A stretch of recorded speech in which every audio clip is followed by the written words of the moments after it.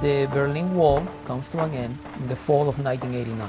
The Soviet Union comes to an end in November 1991. The Cuban economy by the summer of 1992 is experiencing a drop in its foreign trade of anywhere between 32 to 35%. The Cuban economy is going into a free fall.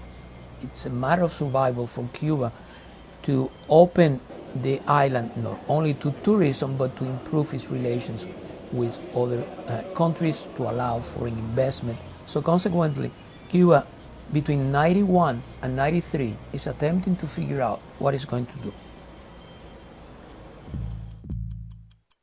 That is a moment when the Cuban exile, that recalcitrant group from Miami, decide that they have to enhance the attacks that they're going to carry out on Cuba. Anyone who invests in Cuba now is an enemy, and you are, in fact, an open target.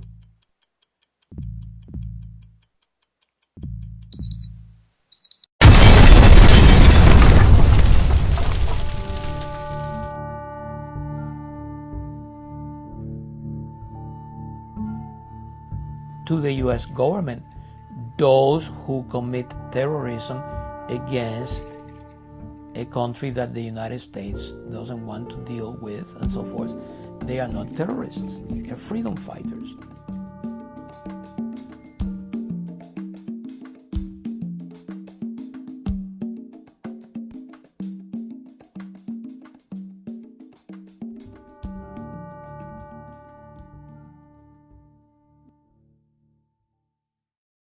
Were they a threat to America or trying to protect their homeland?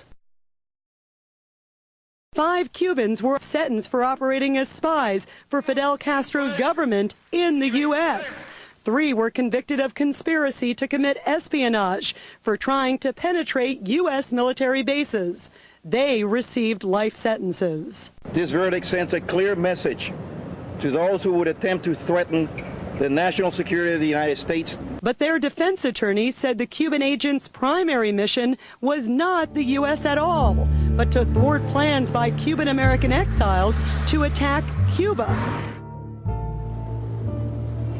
710 en su dial, la emisora más potente del sur de la Florida, transmitiendo con 50,000 watts de día. For 50 years, hardliners in Miami have demanded support for those who bombed Cuba.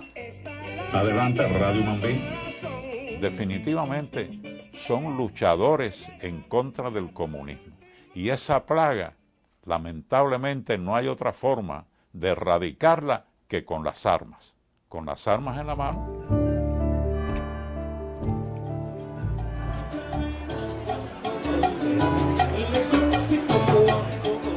We are honoring one of our good fighters for the freedom of Cuba and the freedom of all the Americas, and Mr. Luis Posada Carril, the man that fighting for many years against the communists in all the hemisphere. En realidad, los terroristas son ellos los comunistas, ¿ok? Posada Carriles es un luchador contra los comunistas desde que comenzó la dictadura en Cuba. Luis Clemente Posada Carriles, capaz de volar un avión con 73 inocentes a bordo. On October 6, 1976, a Cuban airliner was bombed in midair. All passengers and crew members died. Venezuelan authorities arrested Posada and fellow exile Orlando Bosch for planning the act. Donde dice Orlando Bosch que eran unos negritos que iban a llevarle medallas a Fidel Castro. Posada Carriles, que reconoce públicamente que mandó a poner bombas en los hoteles. Se me ofreció que viniera aquí a traer explosivos y a poner una bomba, tratar de desestabilizar la economía interna de Cuba a modo de dañar el gobierno, pues. Bueno, la persona con la que yo platiqué se llama Ignacio Medina.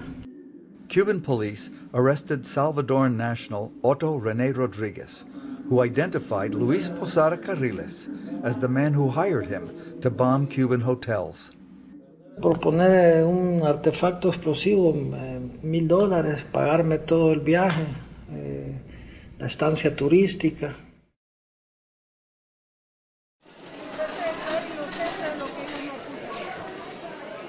No voy a decir, como dicen ustedes los americanos, no comen. If for 50 years you've been attacked constantly, of course you're gonna, do whatever it takes to save yourself, to do whatever is best for you. And I'm gonna emphasize they were not infiltrating the US government. They were infiltrating Cuban groups in Miami doing the work of terrorists. It's not whether they were sent here because acts of terrorism were happening in Cuba. You do not send people to spy in other countries because you think that they are committing, or you say they are committing acts. Those 5 that are, tried to be painted as heroes are murderers. In April 2009, we spoke on